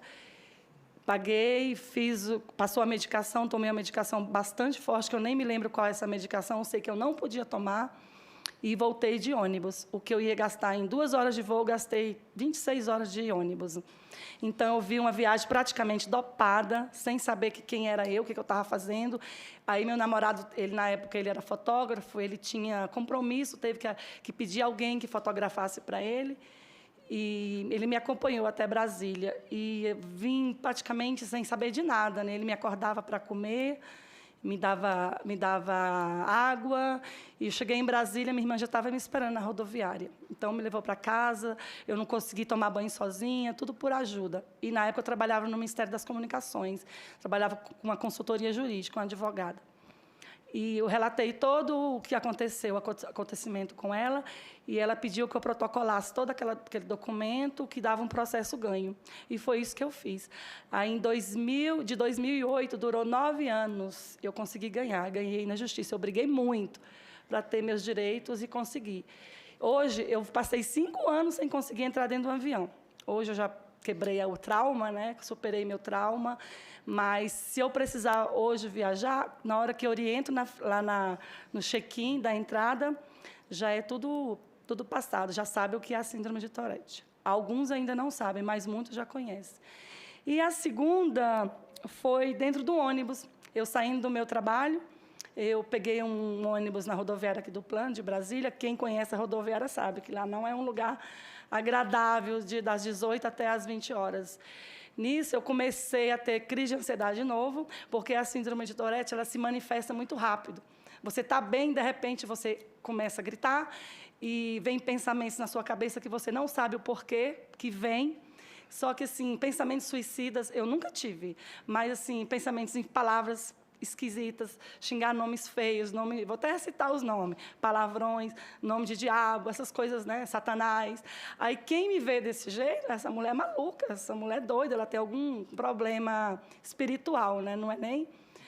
E, nisso, eu entrei dentro do ônibus, aí sentei na frente, porque eu sempre gostei de sentar na frente. E já comecei a gritar outra vez, falando que ia ter um assalto dentro do ônibus, que eu estava passando muito mal, e gritando. E as pessoas começaram a ficar apavoradas. Aí o motorista perguntou se eu estava bem. Eu falei que não, que eu estava tendo crise de ansiedade. Aí uma moça levantou, perguntou se eu queria sentar no lugar dela, porque o ônibus estava muito cheio.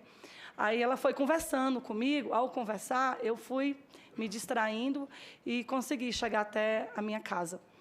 Aí, quando eu desci do ônibus, me acabei, desabei, chorei muito, eu me senti a pior pessoa do mundo, porque eu não tive coragem de atravessar a roleta, eu tive que descer pela frente, porque todo mundo me olhando, então eu me senti péssima. E eu pedi que o motorista abrisse a porta da frente para mim descer. Ele foi bem compreensível, abriu, eu desci, eu parei no primeiro lugar que eu encontrei, encostei, chorei bastante mesmo, para tirar tudo aquilo que estava dentro de mim, e fiquei 2 dias sem ir ao meu trabalho, com medo de andar de ônibus de novo, porque eu sempre tive medo de ônibus. Não por causa do ônibus, por causa das pessoas que você tem que enfrentar, por causa do preconceito, por causa da discriminação, que as pessoas não compreendem, não sabem o que é. Tem muitas que me verem e perguntam, moça, o que você tem? Você está bem? Aí eu vou explicar, eu tenho isso, eu tenho síndrome de Tourette, você conhece? Ah, eu já assisti um filme. Ah, bom, então aí eu começo a explicar para a pessoa. Aí muitas se comovem, eu vou divulgar, vou começar a escrever, divulgar para você. E a terceira situação foi no trabalho. Eu tinha feito um processo seletivo para trabalhar no Ministério. Eu não vou nem citar qual é o nome do Ministério. E eu passei nesses processos, foi praticamente o dia todinho de prova. Eu consegui passar na prova e eu ia começar logo 2 dias seguintes. Aí comecei a trabalhar. E, em menos de 1h30, eu fui retirada 3 vezes da sala de trabalho. Ia passando de uma sala para outra.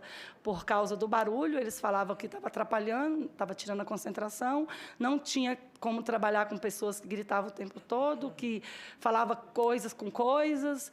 Aí a moça que fez o contrato me chamou e falou que ia me levar para outro órgão.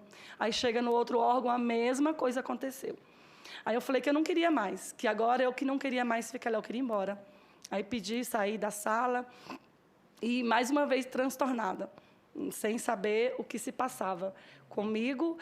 E gritava, chorava bastante, ansiosa, nervosa, que a síndrome, quanto mais ansiedade, mais nervosismo, mais ela vem, mais ela ataca, né? Então, quando você está num período mais tranquilo, mais assim... feliz, né? Você costuma ficar mais tranquilo, mas se você estiver passando por problemas, dificuldade, alguma coisa que está te atrapalhando, então a tendência é ficar pior, cada vez mais pior. E tudo começou aos meus 9 anos de idade, né? Eu comecei a ter muito tique, e na época eu não tinha ecolalia nem coprolalia, eu tinha muito tiques motores. Eu tinha necessidade de tocar nas coisas, de se tivesse uma poça de água no chão, eu tinha que bater a mão naquela água. Eu imitava, na escola, eu tinha apelido de quaquá, de grilo falante, de maluca. Professores chegaram já a me tirar, porque eu gostava de sentar na frente, e me colocar no fundo da sala, porque disse que eu estava tirando a atenção das crianças e elas não iam conseguir aprender. E, nessa época, até de macaca, ela me chamou, essa professora. Então, para mim conseguir terminar o meu ensino fundamental foi bem difícil. Aí, quando chegou o ensino médio, outro sacrifício, eu não queria mais estudar, de tanto sofrimento que eu passava em sala de aula, eu não queria mais estudar. Até que um belo dia eu resolvi, eu falei, hoje eu vou estudar, eu vou enfrentar, porque se eu não enfrentar, o que eu vou ser da vida um dia? Aí me matriculei no SESI de Taguatinga, consegui terminar meu ensino médio, fui muito bem recebida pelos professores, como a Larissa falou, que para estudar um portador de Tourette, tem que fazer prova separada. Eu comecei assim, eu pedia para fazer prova na sala dos professores, porque eu sabia que ia atrapalhar o meu amigo e acabava atrapalhando a mim também, porque tirava a minha atenção, eu ficava tão nervosa que eu não conseguia me concentrar, preocupada com o outro, né? Aí eu ia para as outras salas, fazia prova, concurso, a mesma coisa, eu faço concurso separado. Tanto que, quando eles ligam para mim para saber por que eu quero sala reservada, acham que eu tenho alguma doença contagiante. Aí eu falo, não, eu tenho síndrome de Tourette. Aí tem que se explicar o que é síndrome de Tourette para eles, né? Para eles entenderem por que eu necessito da sala só para mim. E família, no começo dos meus 9 anos, assim, eu não tenho que culpar também os meus pais, nem minha família, porque eu venho de uma família do Espírito Santo, meus pais não tinham muita não sabiam praticamente ler, e eles vieram para Brasília para a gente estudar. Então, na época, imagine, no final da década de 79, se hoje a gente já sofre esse preconceito, né, essa discriminação, essa palavra feia, imagine na década de 79, o que sofria um portador da síndrome de Tourette.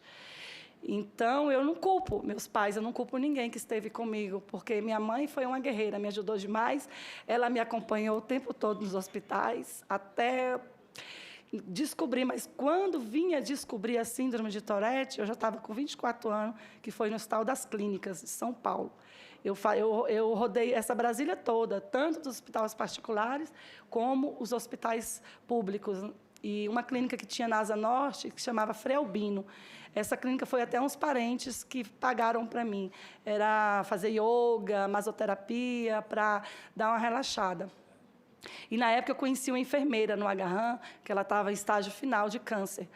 E ela pediu que minha mãe deixasse eu ir com ela para São Paulo, que ela ia marcar a consulta, e ainda ia conseguir a passagem pelo SUS, porque eu não tinha condições de comprar uma passagem aérea. E eu fui com ela até o Hospital das Clínicas. Quando, chegando lá, os médicos fizeram todos os exames e pediu que eu voltasse no hospital com 5 dias depois. Aí eu fui diagnosticada com a síndrome de Tourette. Então, era para ser o dia mais feliz, porque eu descobri o que eu tinha. Por que eu tinha aquelas manifestações que me deixava triste, que eu me sentia, às vezes, assim, como se fosse um bichinho de outro planeta, né? Que ninguém tinha aquilo que eu tinha, era tudo diferente. Eu não gostei da resposta do médico, porque ele falou que eu não ia morrer por causa da síndrome de Tourette, mas eu ia morrer com ela.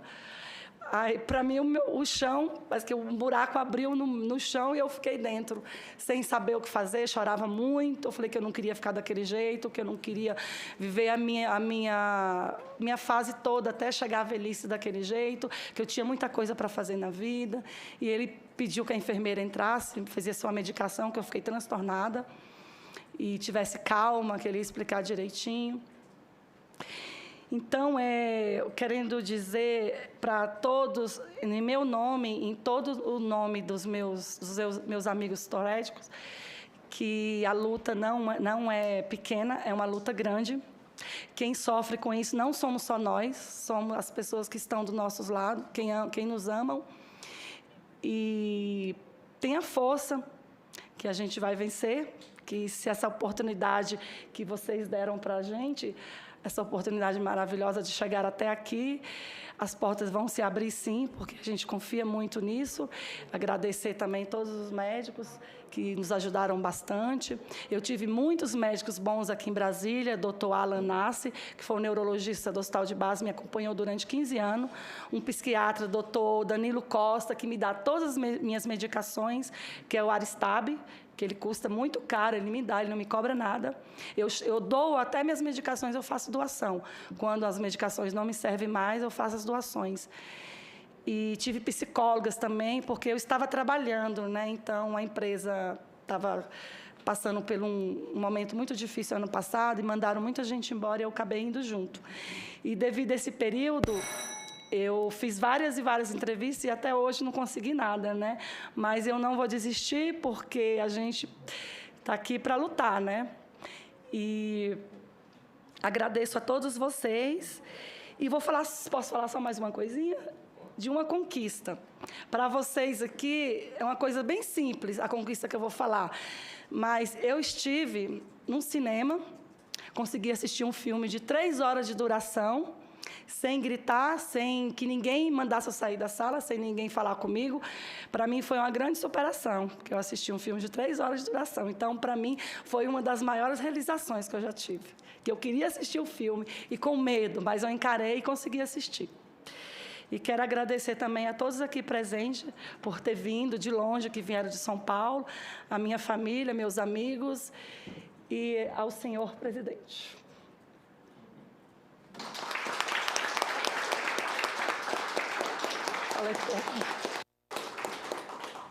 Agradeço, Regina, também, né? Vamos trabalhar juntos agora, né? Para ver como encaminhar os assuntos, né?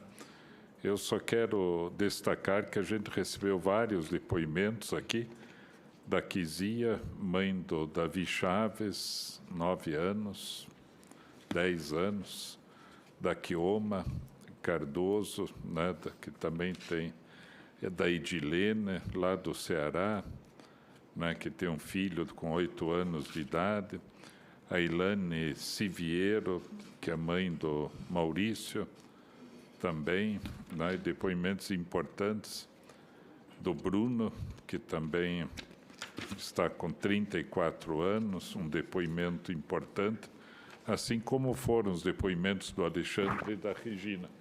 Eu acho que tudo isso vai nos ajudar a pensar sobre o assunto, né? E vocês juntos, né? Quer dizer, construir em conjunto. Eu passo a palavra agora para Jaqueline Silva Misael, que é do Ministério da Saúde, né? Do Departamento de Atenção Especializada. Eu já antecipo, né, Jaqueline, que depois da audiência, nos próximos dias, a gente pode se encontrar com calma, olhar o que foi projetado, o que foi escrito, né? E conversarmos aí com o apoio da Ivanilde, que está aqui, do Aires também, dos demais senadores dessas subcomissões, né? Para a gente pensar assim no caminho a ser percorrido, né? Tá bem? Então, Jaqueline, você está com a palavra, né? Bem, primeiramente, boa tarde a todos. Senador Flávio, muito obrigada pela oportunidade, agradeço o convite. Em nome do ministro, em nome do nosso secretário, diretor, que não puderam estar presentes, mas fizeram questão que o Ministério da Saúde estivesse aqui nessa mesa. Eu já participei de várias outras audiências e eu sempre digo que é uma oportunidade para nós do Ministério da Saúde poder discutir temas de tamanha relevância, conhecer os problemas que os pacientes enfrentam, escutá-los, entender o dia a dia, o sofrimento que as famílias passam, né? Então, para nós, é uma oportunidade imensa. Então, muito obrigada mais uma vez pelo convite. Então, eu me chamo Jaqueline, eu sou servidora, trabalho numa coordenação que se chama Coordenação Geral de Atenção Especializada.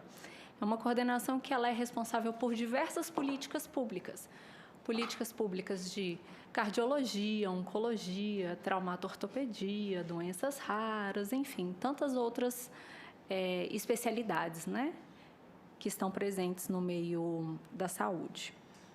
E o nosso Sistema Único de Saúde, ele é permeado por diversas políticas públicas. E é um sistema muito complexo e um dos maiores do mundo. E dentro do nosso sistema, nós temos ações desde uma vacinação até procedimentos muito complexos, como, por exemplo, transplantes, cirurgias cardíacas e assim sucessivamente. Todos esses procedimentos que são realizados, eles são realizados por uma equipe multidisciplinar. Isso é, médicos, enfermeiros, fisioterapeutas, psicólogos, farmacêuticos, enfim, diversos profissionais de saúde que, de maneira conjunta, visam trabalhar para garantir o melhor atendimento para aquela população. Uma das coisas que eu mais escutei aqui, dentre todas as pessoas que puderam falar um pouquinho sobre o tema, tanto os pacientes quanto os especialistas, foi o desconhecimento a respeito da doença na sociedade de uma forma geral, né? E isso não acontece apenas com essa síndrome. Acontece também com outras doenças, com outras síndromes, outras situações pelas quais os pacientes são acometidos. E isso é muito comum porque os profissionais, eles lidam de uma forma geral com as doenças que são mais corriqueiras, né? Cabe a nós, né, ao setor público e também empresas, organizações sociais, empresas privadas, tentar desmistificar isso e passar um conhecimento para a população a respeito das diversas doenças, né? Proporcionar o conhecimento para a população. Então, eu ia justamente propor isso, senador. Me coloco à disposição, coloco à disposição a nossa coordenação geral, para que a gente possa pensar na melhor forma de atender os pleitos, né, relacionados à síndrome de Tourette, que foram expostos hoje aqui. Eu fiz a anotação de uma forma geral dos pleitos e coloco a nossa coordenação à disposição e digo que a luta é uma luta conjunta, tá? Eu e meus colegas de trabalho, não só da minha coordenação, mas do Ministério da Saúde como um todo, falo especificamente da saúde, que é o órgão que eu trabalho, mas nós trabalhamos diariamente com compromisso de levar as ações necessárias, os tratamentos necessários, o acompanhamento necessário e em tempo oportuno para as famílias e para os seus familiares, para as pessoas que sofrem de determinada doença e para os seus familiares, para que essa peregrinação, esse estigma que essas pessoas sofrem, isso seja, de uma certa forma, minimizado na sociedade como um todo. Então, mais uma vez, obrigado. E eu acho que obrigada, e a gente pode evoluir nessa agenda conjunta para poder pensar nas melhores formas de atender. Obrigado, senador. Obrigada a todos.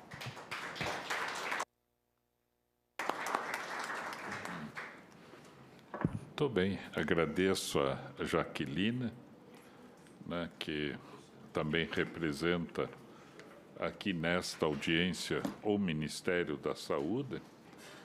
E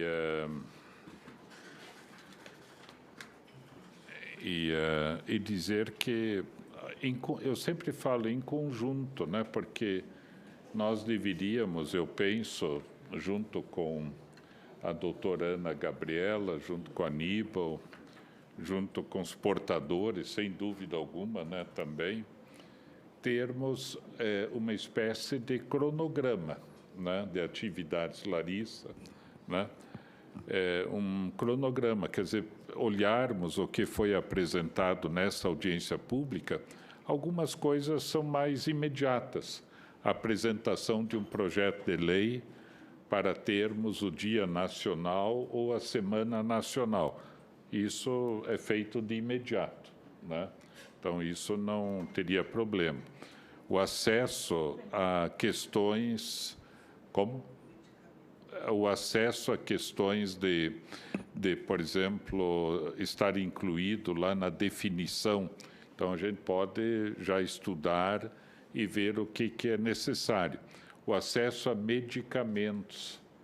Isso nós temos que, até a doutora Ana Gabriela, né, pode nos ajudar, até para dizer, olha, para a gente ir lá, né, Jaqueline, com o setor de tecnologia, eu acho que é também, né, alta, e também, enfim, para, né, para vermos a questão dos medicamentos, né, para ver, por exemplo, a questão do ORAP, que foi interrompido, mas a partir de uma orientação da doutora Ana Gabriela, né, assim, para vermos, né, eu acho que foi bastante levantada a questão da falta de conhecimento, que leva a dificuldades na área da educação. Então, como que a área da educação, que não está aqui presente hoje, também pelo fato de a gente não ter lembrado de convidá-la, mas, de qualquer forma, na sequência, tem que ser convidada a participar desses encaminhamentos, por causa das crianças, adolescentes, adultos, a área do trabalho, que foi mencionada, né, pelo Alexandre, eu chamei Alexandre, né, mas é Alexandre, né, também pode ser, mas fazemos um cronograma, né, os objetivos principais, datas e tudo, para dizer que valeu a pena, porque senão a gente discute uma coisa sobre medicamentos, por exemplo, e os portadores e as famílias podem dizer, mas quando que isso vai ser resolvido? Será que vai demorar 1 ano, 2 anos, 5 anos? Né? Então, ter lá o que é necessário, discutir com a saúde para ver, né, se a saúde concorda ou não concorda, ou, enfim, chegarmos a um denominador comum e estabelecermos uma data para isso, né, para que haja tranquilidade, né, a pessoa seja bem atendida. Me surpreendi positivamente em relação aos casos mais refratários, que a cannabis, os medicamentos decorrentes da cannabis, vem tendo um efeito bastante positivo, porque acabamos de apresentar um projeto sobre produção, né, pesquisa, prescrição, acompanhamento da cannabis no Brasil, né? Então, o projeto de lei está em tramitação também, para tornar o tratamento, entre outras coisas, mais acessível, menos burocrático, né, mais barato, inclusive, né, às vezes diminui em 3, 4, 5 vezes o custo atual, e que sirva também como elemento de pesquisa, né, para as instituições nossas aí de ensino superior. Enfim, vamos pensar juntos, né? É por isso que eu digo, a Larissa, o Alexandre, a Jaqueline, o Aníbal, né, a Ana Gabriela, nós nos sentamos aqui, pelos meios de comunicação, a gente vai, né, talvez a Ana Gabriela tenha que, na sequência, a gente falar um pouco mais, porque, afinal, essa área de medicamentos é bem específica também, com toda a experiência que você já tem nessa área. E os outros, inclusive, que a Regina levantou aqui de Brasília mesmo, também podem ajudar, né? Estaria bem assim? Vocês acham que foi bem? Se alguém gostaria de dizer mais alguma coisa? Porque nós temos uma dificuldade de horário, que lá às 4 horas começa a sessão do plenário, né, no Senado Federal. E, então, alguém gostaria de complementar? Está livre para, caso alguém queira falar. Ana Gabriela, com a palavra. Eu agradeço a oportunidade de poder falar mais um pouco. Eu tenho participado também da luta a favor da cannabis medicinal, porque eu tenho já uma experiência de 4 anos de tratamento em várias patologias. Tenho um caso de reversão de paralisia supranuclear progressiva, que é uma doença que não tem tratamento. Tenho vários pacientes com demência de Alzheimer, demência frontotemporal, que já tinham perdido a habilidade da fala, da deglutição, e estão voltando a falar e a deglutir. Então, assim, as doenças neurodegenerativas, elas têm uma resposta fantástica à cannabis medicinal. E ao canabidiol puro, não. Tem que ser a cannabis completa, com THC, né, com todos os outros componentes. Então, eu acho que é muito importante que a casa escute as pessoas que trabalham com essas patologias e esses produtos, para tentar desmistificar um pouco, né, do que se trata a cannabis, que se faz muito auê, se fala muito mal, né, como se fosse só malefício, mas não, né, é uma planta que tem propriedades muito interessantes, é muito segura, né, e embora tenha, claro, efeitos colaterais, até a água em excesso tem efeito colateral, a gente está administrando para nossas crianças e adolescentes medicações que também têm muitos efeitos colaterais, né? Como a Ritalina, os antipsicóticos, né? E isso ninguém questiona, né? Já está no hábito, né? Se prescreve sem problema, sem ponderação, mas quando se fala em cannabis, todo mundo fica apavorado. Então, se eu tiver a oportunidade de voltar aqui para poder falar da cannabis, eu vou ficar muito grata. Obrigada. Ok. Alexandre. Só mais um recadinho para o Ministério da Educação. Existe bastante professores e médicos sendo formados, aonde que não tem no currículo do curso uma ênfase mais profunda em cima do tema. Eu sei de alunos de medicina que eu conheço que tem apenas 2 palestras durante todo o curso. Então, é preciso realmente fazer um trabalho na educação da saúde que realmente inclua esse tema com mais propriedade no curso de pedagogia, medicina, psicologia e mais, né? Então, fazer um conjunto total desse tema na saúde, educação e em tudo, né? Então, beleza. Até mais. Tudo bem. Ok. O Aníbal.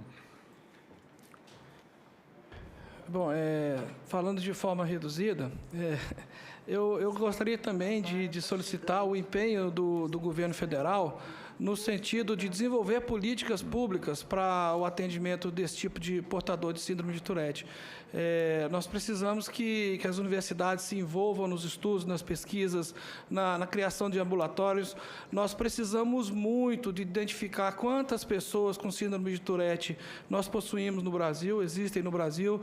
Precisamos que o Ministério da Saúde dê início ao desenvolvimento de um sistema para receber notificações de casos, tanto pelos médicos como pelos postos de atendimento de saúde familiar, as UPAs, as escolas.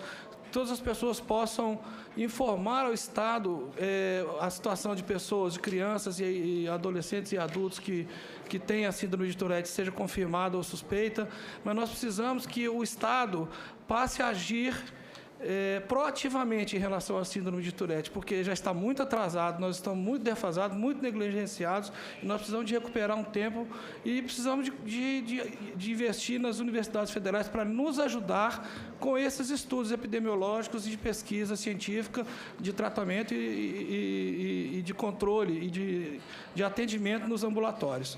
Normalmente, as universidades têm convênios com as prefeituras municipais e elas podem usar os recursos dos municípios para atendimento, no caso, os postos de saúde e as escolas. Muito obrigado.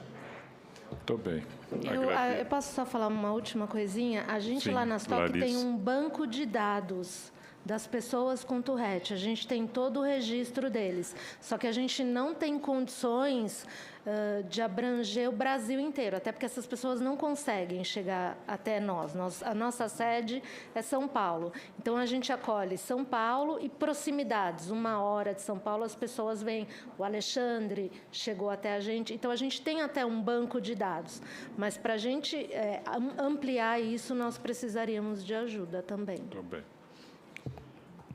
Eu quero destacar a presença da presidente da Subcomissão Permanente de Doenças Raras, a nossa senadora por São Paulo, Mara Gabrilli, dizer a Mara que as pessoas aqui presentes, representando o Ministério da Saúde, uma associação nacional desta área, os portadores da síndrome de Tourette, também aqui da Comissão de Pessoas com a Síndrome, e a doutora Ana Gabriela, que é médica, né, expuseram seus pontos de vista, destacaram alguns fatos importantes, como ter um dia nacional, uma semana nacional de sensibilização, o acesso a tratamentos, diagnóstico.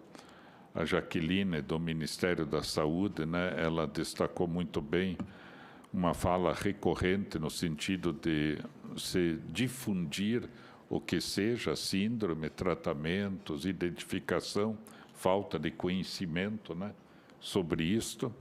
E nós, inclusive, propusemos a Jaqueline, e vamos chamar também o Ministério da Educação, porque foi falado muitas dificuldades que crianças e adolescentes encontram, né, em termos do processo educacional, por causa dos tickets, né, dos comportamentos, das falas, né, atrapalhando, né, de acordo com o conceito, né, que se tem pela falta de conhecimento.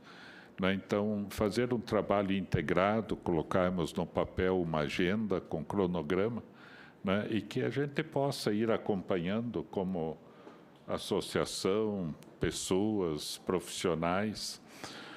E, de maneira muito interessante, a doutora Ana Gabriela colocou de maneira clara os efeitos bastante positivos, não só nesta área, mas em outras, na área da doença mental, né, do uso da cannabis medicinal, né? Então, isso é importante. Mas eu gostaria de... Você deveria estar aqui, na verdade, não? Mas se pudesse também dar uma mensagem aí para o pessoal, né? Então, Mara Gabrilli. Uhum. Bom, queria cumprimentá-los, parabenizar o senhor, senador, e cumprimentar a todos que eu estava, né, Deusilene estava me alimentando com informação. Desculpa eu não ter conseguido chegar antes. Mas, curiosamente, sabe que, assim, muito antes de eu pensar em entrar para a política, veio parar na minha mão um livro do Oliver Sacks. Eu não lembro se era o Antropólogo em Marte ou O Homem que Confundiu Sua Mulher com um Chapéu. E acho que ele próprio, o próprio Oliver Sacks, tinha síndrome de Tourette. Olha, eu ouvi falar que ele tinha, inclusive...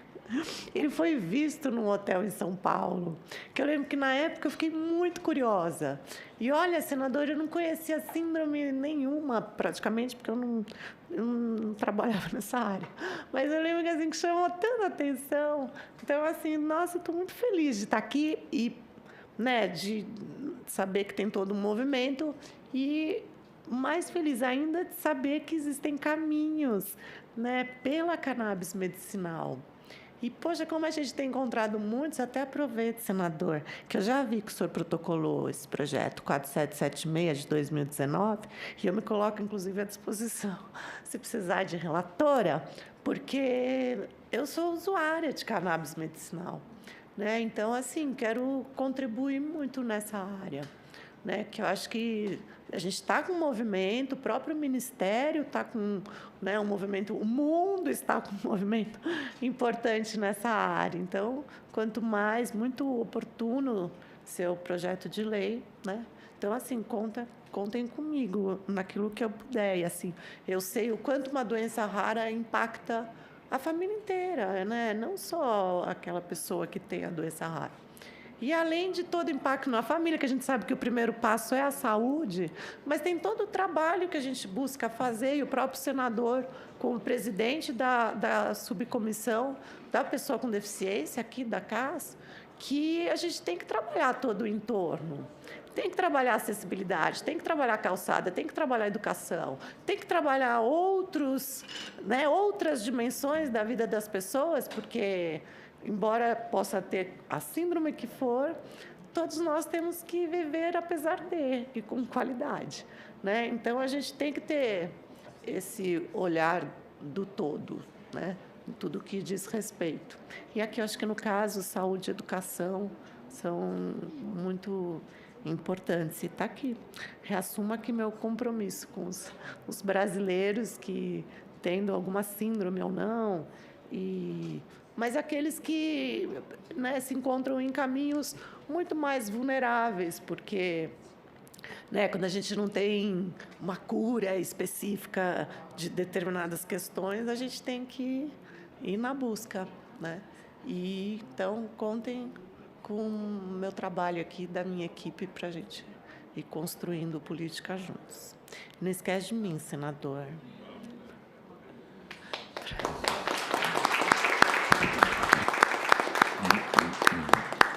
Não, e lembrando que esta audiência pública está sendo realizada aqui na Comissão de Assuntos Sociais, CAS.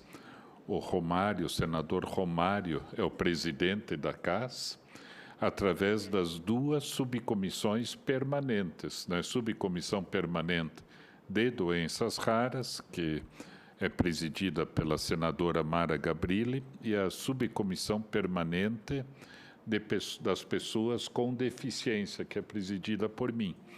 Então, quando a gente fala nessa agenda e no cronograma, que se conte com o apoio das 2 subcomissões permanentes e da própria comissão e dos senadores.